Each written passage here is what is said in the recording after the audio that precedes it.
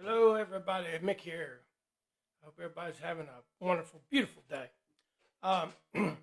Today, we're going to start a discussion about toxic narcissism and what it looks like in behavioral settings and the etiology of this condition.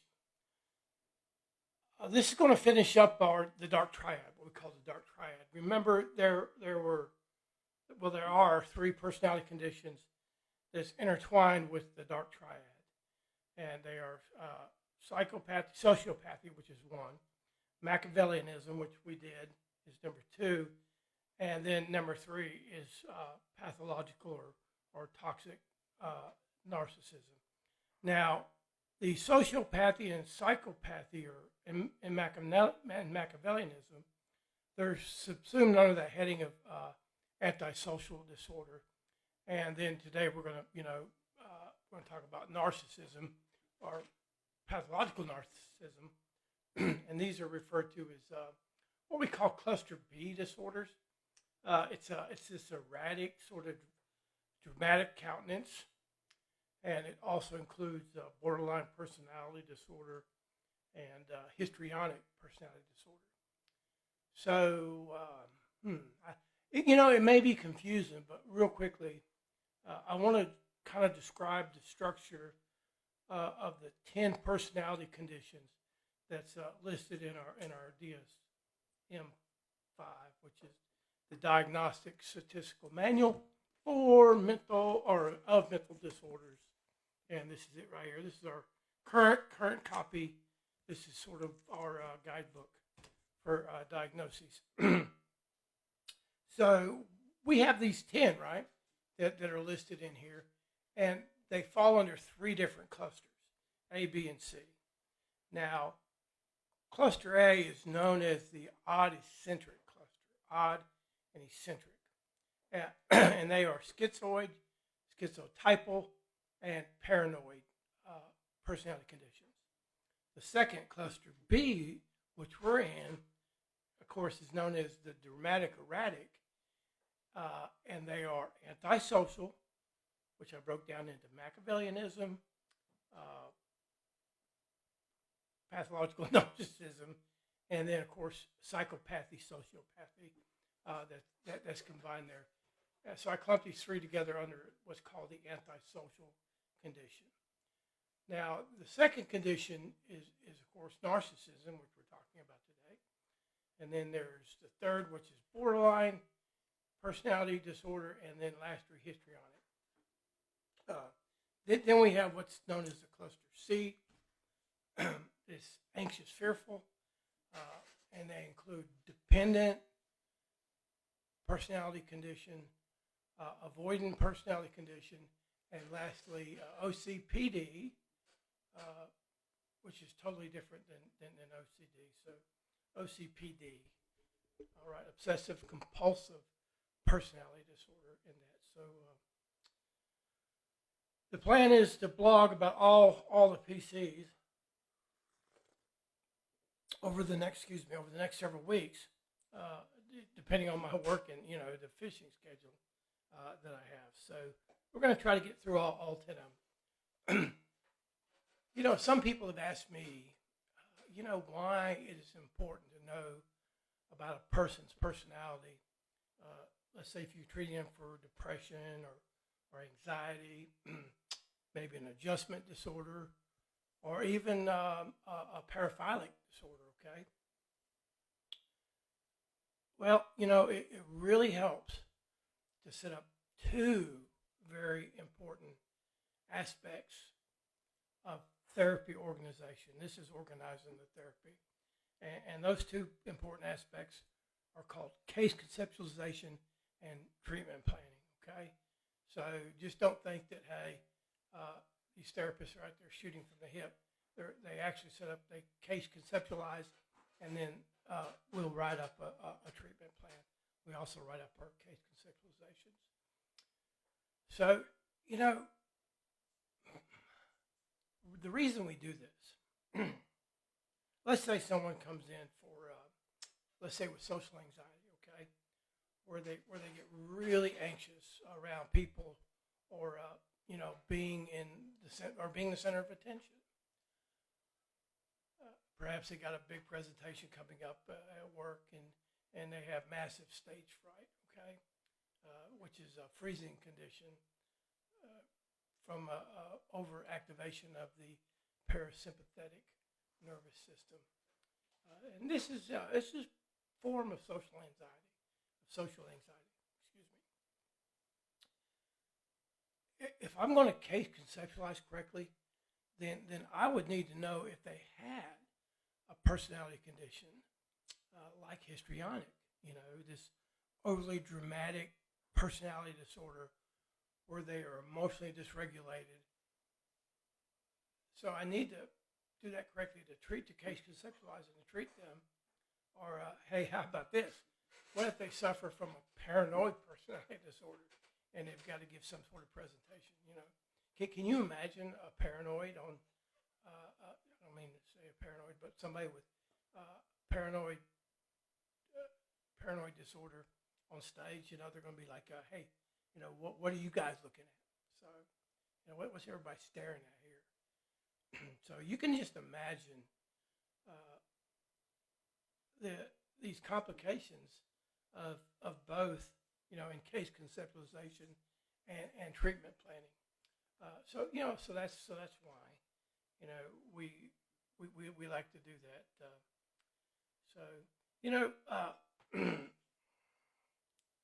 It changes the background in those treatment approaches. Now, the old DSM-4R, which is this one here, I've got a copy of it right here, and it has these axes. They've got 5 axes, and axis 2 talked about personality disorders.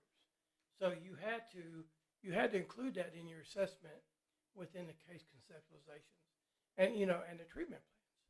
But in the 5 here, it's changed all that. So you necessarily don't have to go through those axes.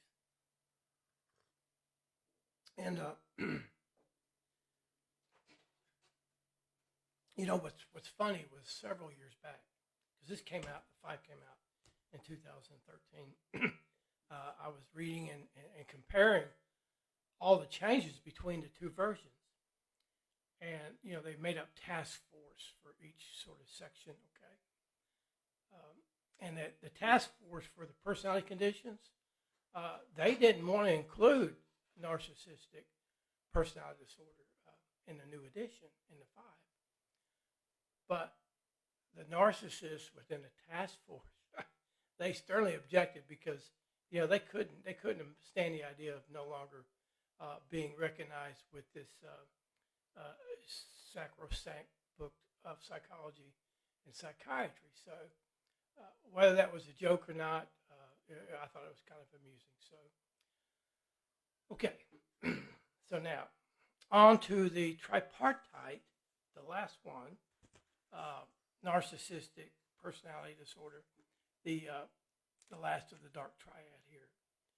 And it's, you'll hear it as pathological narcissism, or, what I like to call just basically toxic narcissism. Okay? As always, I will remind the listeners that besides the direct criteria, I think there's 9 of them for narcissism, listed under each condition, these specific symptoms. There are 6 general criteria, I think, which requires, to discuss. And I'll cover these in every single one, and you'll probably be able to recite them like me off the top of your head. So the 6 general criteria for a PD to exist. First, the condition must be markedly different from the normal behavior that is accepted in society or in cultural norms, okay? So an example is, let's say an overly flatulent person is in public, and to me, that, it's funny, I guess, unless you're around him or her, but that can indicate what we call a schizotypal behavior. It's in that respect. Number two, the second personality condition uh, from the 10 that I listed above, remember, out of the three clusters. The second condition, uh, it must cause extreme distress in relationships or in occupational or other social environments. It's pretty easy to remember. Third, the condition must remain pervasive and consistent across all different domains and throughout time periods. That's easy for me because that's sort of what we say is the definition for personality. It's pervasive and it remains constant. And it includes basically all scenarios and situations, okay? Number four, we must be able to trace this condition back to childhood or to adolescence. So an example would be is if an individual, a young lad or lady is diagnosed with conduct disorder in earlier years, in their earlier years, when they're a child or an adolescent, it'll meet the criteria for antisocial diagnosis later on when they become an adult, okay? Because that's one of the criteria for antisocial. Number five, which goes along with number four, the condition cannot be better explained with a behavioral disorder such as bipolar or unipolar mania. That's not in the five, but we're seeing that just somebody that presents just with mania alone. We call it unipolar mania. Or let's say they have a trauma-based disorder, which we could diagnose, so they can't have that. So, and those typically, they're not as enduring or as lifelong as personality conditions. And then the last one, the personality condition cannot be associated with a substance or some external perturbation, like lead poisoning or some sort of toxic chemical ingestion. Okay, so that's it's something that's perturbed it.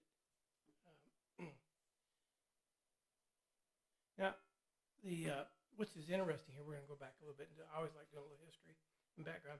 So, the word narcissism comes from Greek mythology. It was a character named Narcissus was his name, and he was a hunter who was known for his beauty. Okay, according to Oron, he rejected all of these romantic advances, and eventually falling in love with himself and his own reflection of a pool of water. And he stared at it incessantly, and later he died. And in his place sprouted a flower, bearing his name. So the character of Narcissus is the origin of the term narcissism. Okay, it's a fixation with oneself. Now, a healthy dose of narcissism, we should possess that. We need to be able to focus, on self-need and individual aspirations that, feed and complement our inner self or inner self-esteem or self-concept. This is healthy, harmonious balance of self and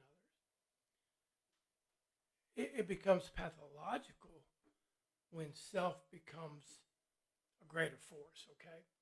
Just this a more expansive way of relating with the world, which is self-oriented and above the genuine needs and wants of others.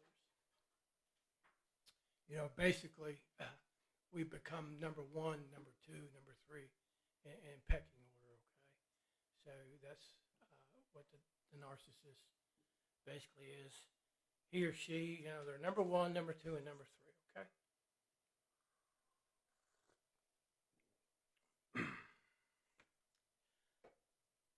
There are two types of maladaptive toxic narcissism that are recognized within the clinical world, and that is grandiose, which is heard a lot, NPD, narcissistic personality disorder, and vulnerable NPD. Now, I know I call them disorders or conditions. because there are disorders in our text and our book, but I use condition, and I explained that a long time back. Why I feel it is that way, but only grandiose is mentioned, in the five here. But yes, I truly believe there are these two different types.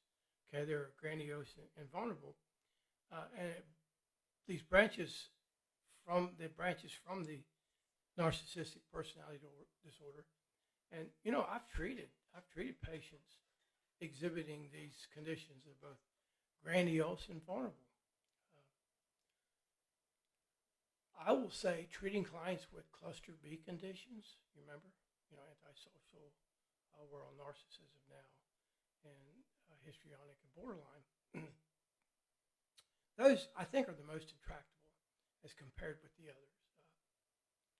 Well, except for maybe OCPD and schizotypal, those are very difficult. And with any PC, clients, they almost have no clue they exhibit these traits and automatic behaviors. So, there's no clue for them. We call it egocentric. And at times, therapy can be almost insufferable and, I'd say, kind of agonizing, for both the client and the therapist. So, grandiose MPD, what does it look like? The severe behaviors, they're easy to recognize. Okay, so if it's severe, it's very easy to recognize, but we're going to talk about some things that are less available to knowledge or to the eye, when you're around people. But the most severe ones, they tend to be bombastic. I want to say they're interruptive, okay? They're intrusive. And of course, they're self-centered. They crave the limelight, the accolades, and and the praise that goes along with being the center of attention. So we have a barge going downriver, so kind of eyeing that a little bit. So let's, like I said, we're going a little bit deeper at what it may look like at a level that's not so recognizable. But before I do that, I want to stress this is really important. I made a note of it, and I hadn't said it yet, and I need to say this. Those with MPD, they have this sort of fantastical or this fantasy and fabulation. It's a huge part of their psyche. Okay, so please remember that. This fantastical, fantasy-oriented, almost like a fabulist, they're making up stories.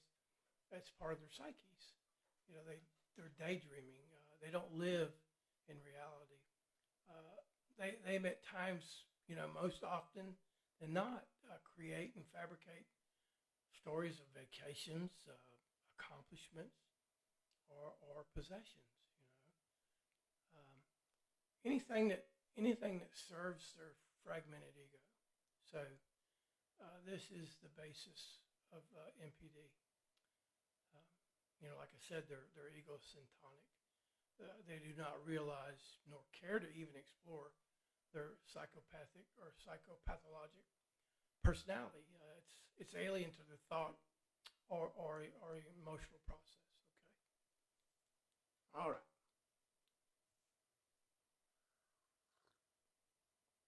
Moving along. What we may notice as a person with MPD is they play this card of what I call one-upmanship. That is, no matter what someone has done or what they own, that person with MPD, they have something better or greater. This one-upmanship. Now, on the other hand, if they can't beat someone out, they will diminish or devalue the other's accomplishments or achievements. Now just think about that for a minute. We have somebody with one-upmanship, okay? They're always telling the better story, or they've been there, or if they can't outdo them, then they're going to have this complete deflation of another's accomplishments. So, that's where the fantasy and the fabulation comes in. Because it could be half true or some true or just totally false. So, okay, so I'm going to read. It's the best for me to read the criteria here out of the DSM-5. I got it marked here. Come on, baby. There you go. Narcissistic personality disorder, page 669. Okay.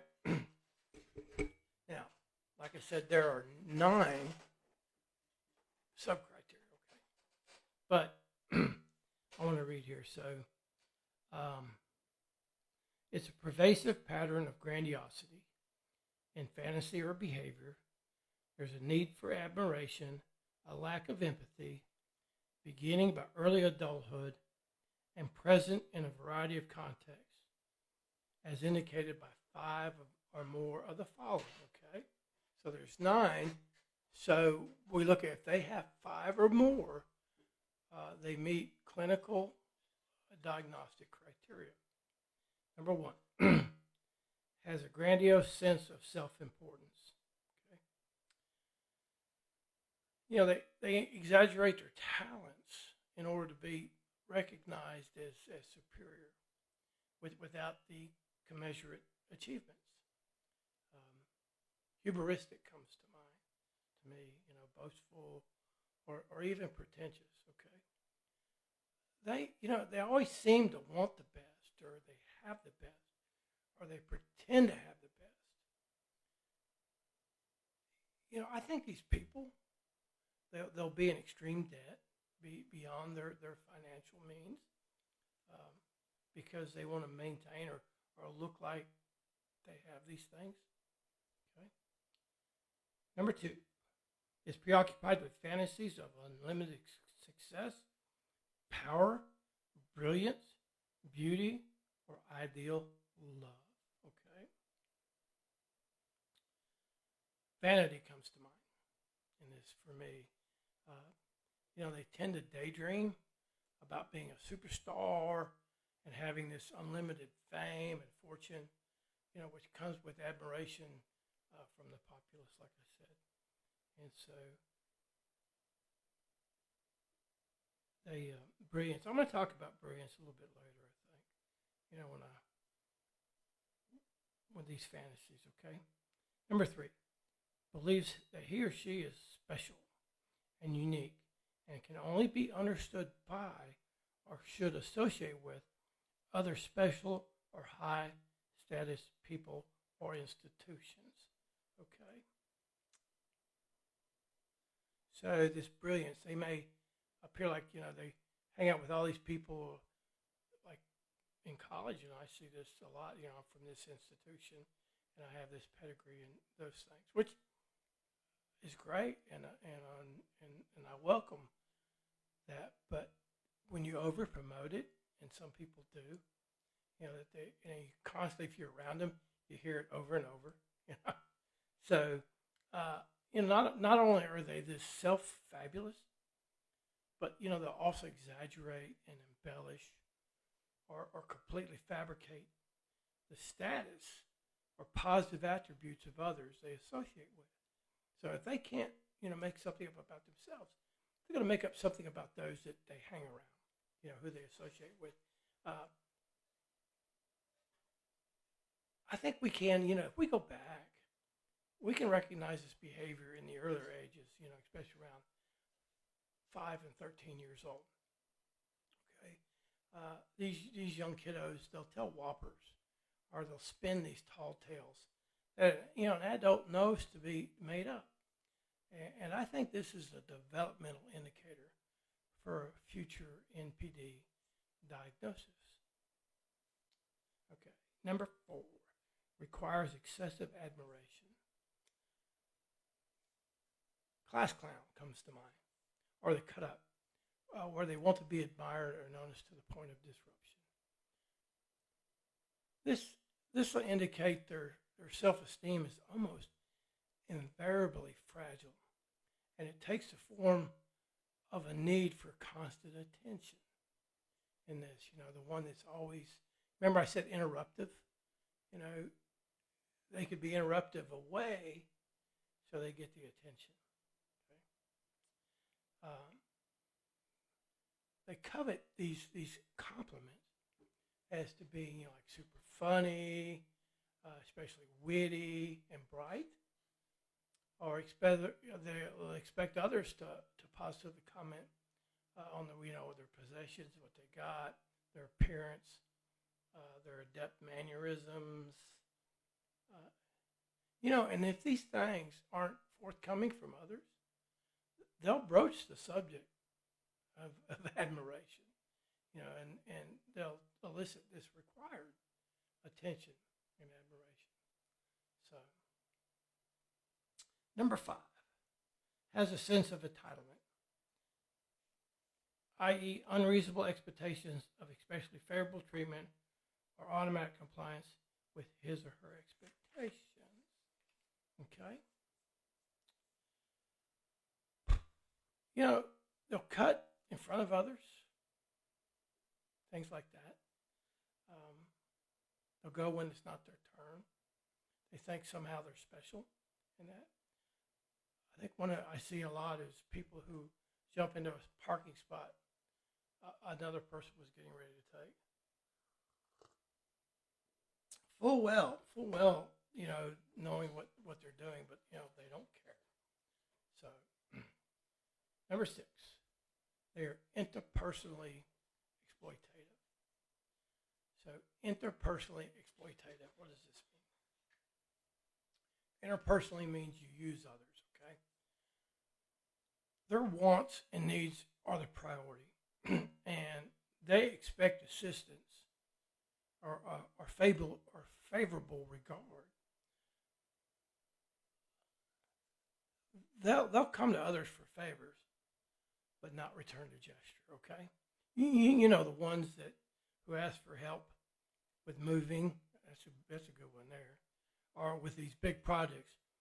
But when it comes time to return the favor, they are emphatically, not there. They're not available. So, and all that. So, yeah, all you hear is crickets sometimes, right? They won't answer your text or your phone calls in that. So, all right, number 7. Lacks empathy.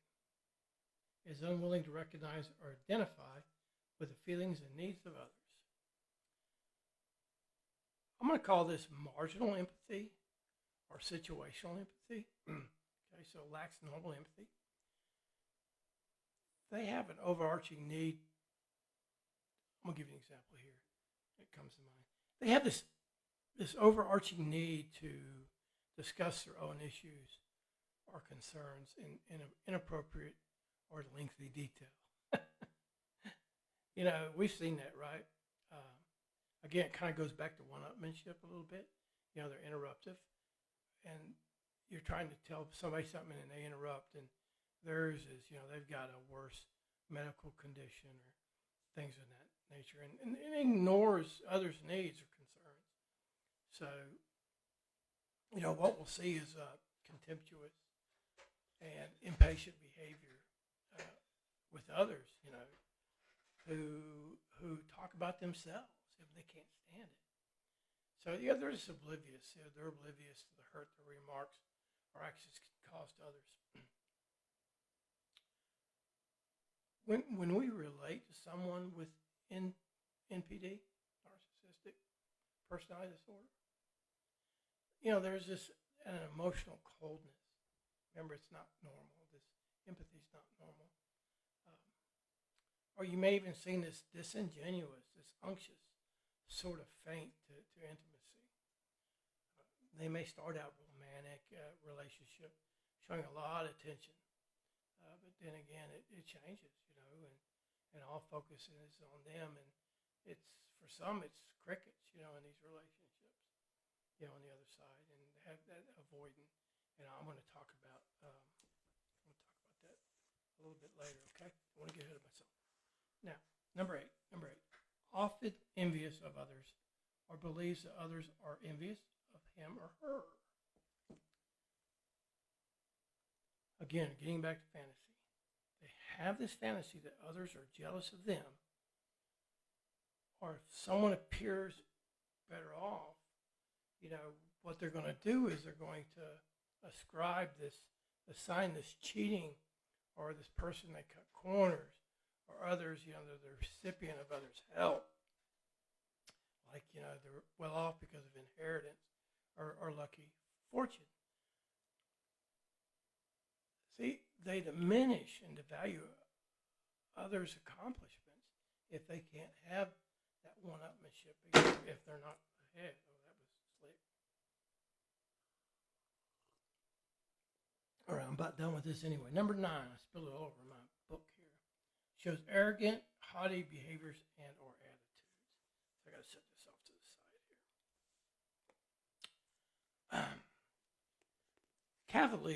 Cavalier comes to mind for me in this, this haughty sort of way of being. And this is where, the denigrating or the condescension to others comes into focus, right?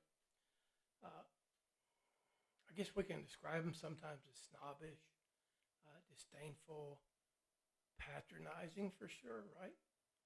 Or just downright rude. They may comment to another. I'm talking about gossip here. They may comment to another associate of the negative aspects of others, right? So they're this habitual gossiper. If they can't do better, then they're going to devalue and denigrate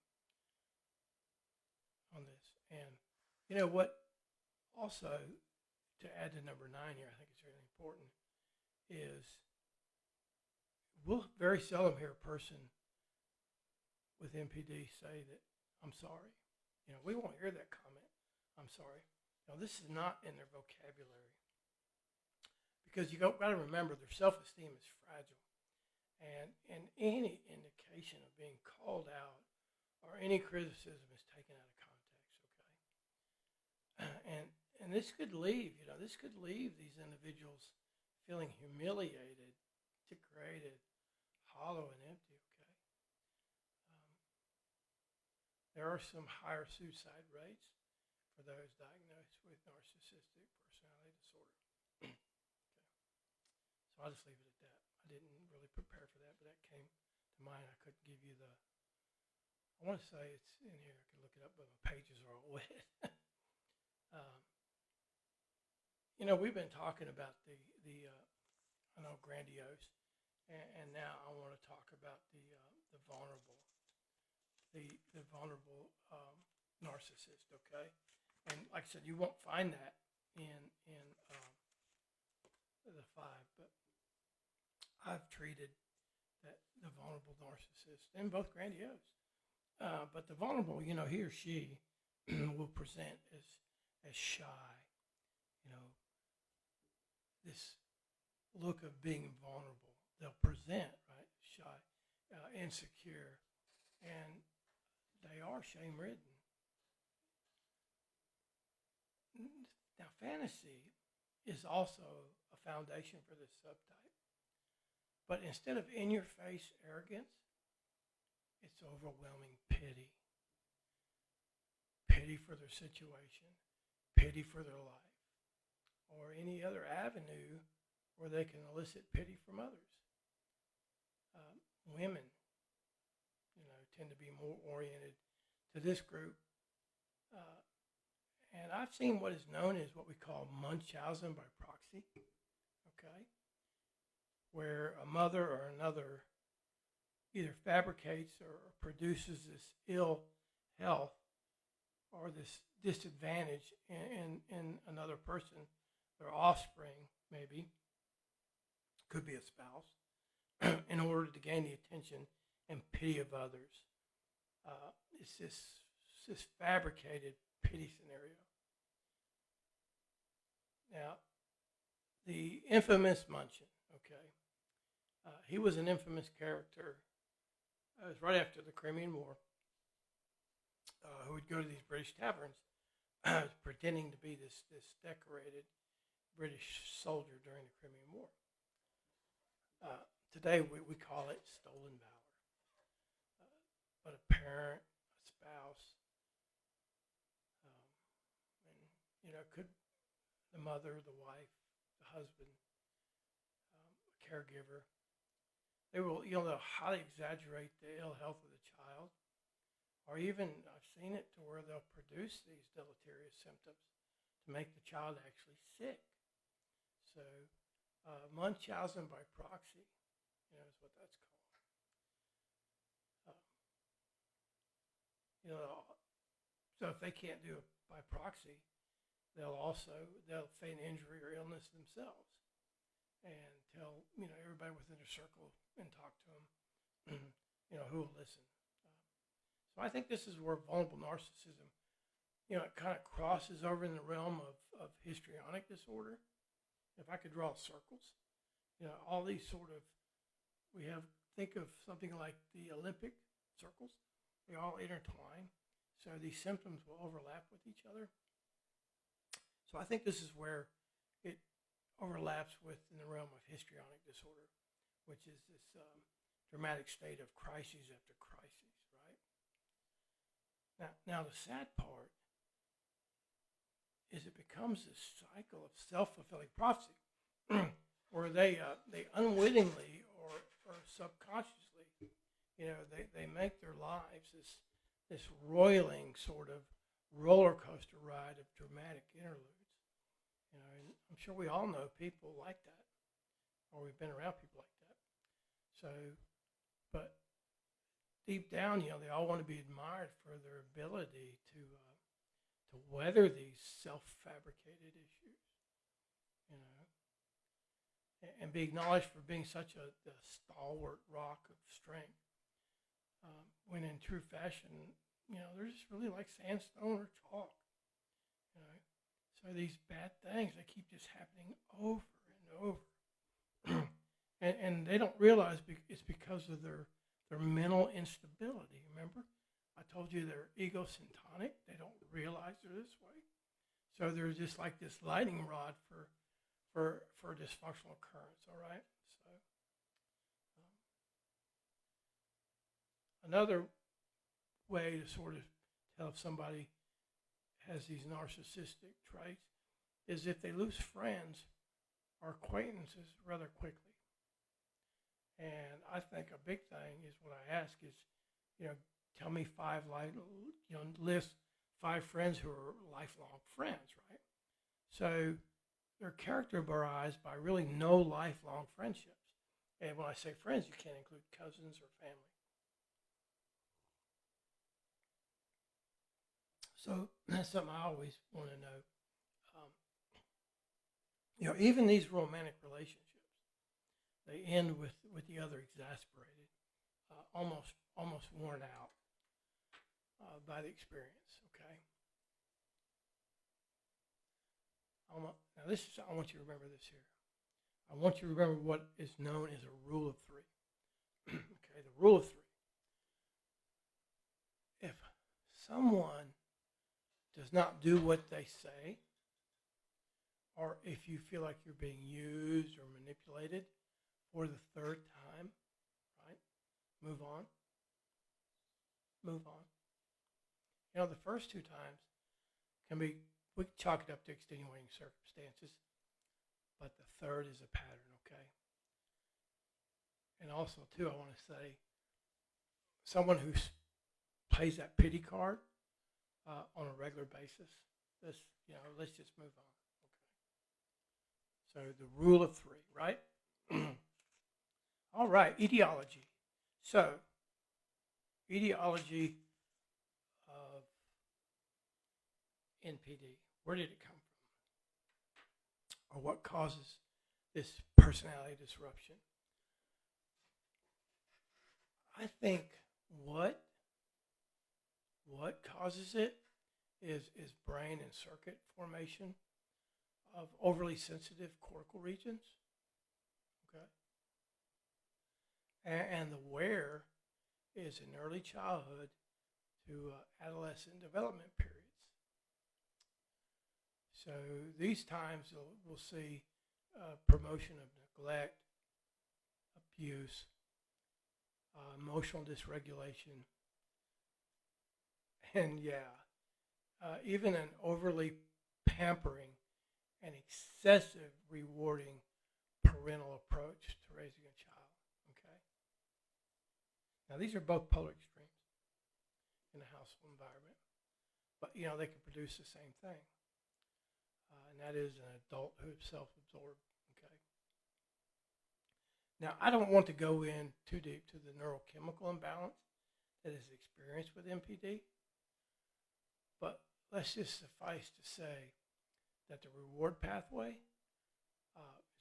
called the striatum, and its dopaminergic release is a little off. The serotonergic cascades, it affects our mood. Those are off. The endogenous opiate system, right? And oxytocin is dysregulated and out of whack. So, I professionally feel that I'm going to tell you a story. I had a client, and she's married in her mid-30s, and she had a child. And I wasn't treating her for this one thing I was telling you about, but it came up. She told me that she just didn't have when she looked at everybody else with her children and how they reacted and saw the facial expressions and that bonding, as you can see, that sort of,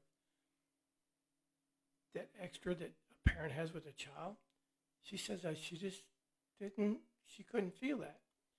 Now I knew her developmental story, her trajectory, and I felt like the oxytocin in the endogenous opiate system, along with the serotonergic and dopaminergic systems, didn't develop correctly, okay?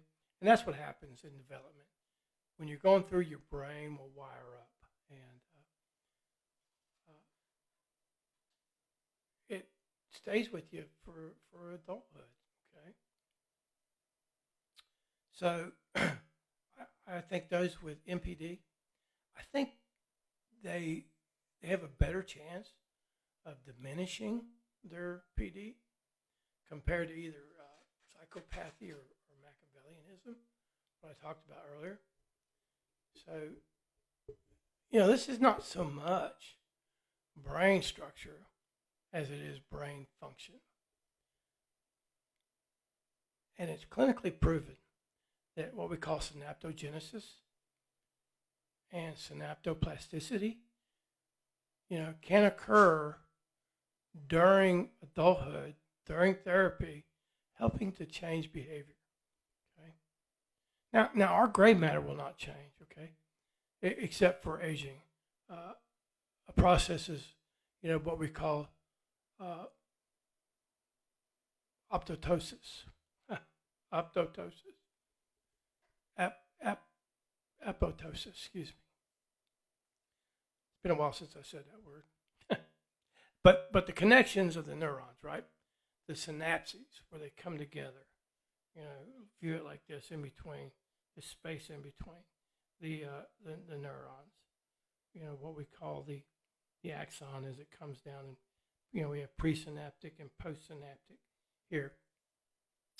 These can change. So that's where we get the plasticity from. So in a nutshell, the sensitive nature of the firing of the neurons can be reduced. Okay, that's what we call, when something's sensitive, it's overly regulated, overly dysregulated, and habituation is where there's a decrease. But this overfiring of neurons can be reduced, or if needed, we can increase the activation of certain synapses can be upregulated. Okay, so I didn't want to get too much into that, but we're going to talk about what it looks like in this developmental period here, what it really looks like at the attachment between child and caregiver, and it's namely the mother. Okay, but we're not putting the onus on the mom. Fathers are responsible also. And I talked about it in a vlog a while back about fatherhood. But when it comes to attachment, I put 2 vlogs up on adult attachment. And, hopefully you can remember that, hopefully I can remember, but there are 4 types of adult attachment, okay? So there are 4 types, but they're under 2 banners. The first is secure, all right? Now, about 40% of the adults, 45% today, they're considered securely attached, right? And the rest is what we call insecure, about 60%. Now, under insecure, there are 3 types. The first is what we call anxious preoccupied attachment. I think this is seen more in the vulnerable presentation of NPD, where that person comes from an anxious, preoccupied attachment. For the vulnerable narcissism, the next one is what we call avoidant, dismissive avoidant, okay? And then we have fearful avoidant. I had to come back real quick. Dismissive avoidant is, it's just that, right? There's no interest in their mate outside of their own needs. Kind of the cricket sort of deal I talked about. And then the fearful avoidant is their mate. Their mate is their source of fear, believe it or not. It's kind of hard to understand, but because when they were young, when I say young, about 3 to 2 years to 0, and from the neonate up to about 3 years, development and what the brain is doing is just, it's growing in size exponentially, about 120% in the first 2 years, okay? It grows. So when we're talking about fearful avoidant here, their safety zone, right? The parent. It's a source of comfort, but it's also a source of fear, okay? So the person that child needs to go to, they see him as comfort, but they also fear him. And, they'll carry that over into adulthood. And I think a lot of times with that, we'll see a gregarious type of display for MPD. These don't always hold true in all cases. Just the preponderance of attachment types, I think. Now, I've probably read it somewhere. It's probably why. I don't know if I've ever had an original thought or not. But I think the preponderance of attachment types fit these presentations of MPD, okay? So in that, the fearful avoidant is, you'll see gregarious. And then what we call the other one, the overly preoccupied attachment, we'll see invulnerable, okay? So ambivalent preoccupied.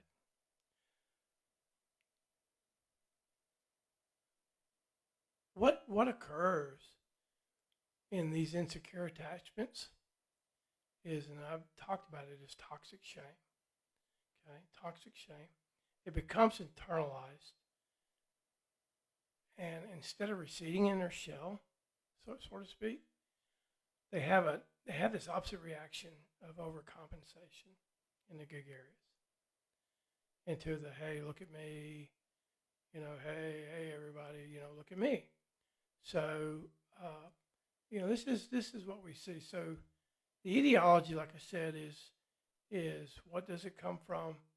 It comes from brain development, these overly sensitive or unduly sensitive areas in the brain. But now, the gray matter is no different than everybody. It's just how the function of it, okay? So the structure isn't necessarily different. It's just a function, as with synaptogenesis and, synapses working, okay? And that. Now, that's it. I mean, that's all I can pretty much think of. That's all I have in my notes on the dark triad. So we covered psychopathy, sociopathy, Machiavellism, and narcissism. Now, on the next one, I'm going to cover histrionic and borderline. So this cluster B is what we would call toxic people, but I'm not sure that I'm going to next one to do that, to do the histrionic and borderline. What I may do is I've had some questions about good and evil, and to talk about evil. So that'll be kind of a 20-minute one. It won't be so bad. So that's probably what I'm going to do next time. But, as always, if you have questions, hey, look, shoot them to me. I'm here. God bless you. I hope you have a great day, a great week. And if there's anything I can do, you can email me at agapecounselor@outlook.com, agapecounselor@outlook.com, okay? All right. As always, God bless, and I love you. See you next time.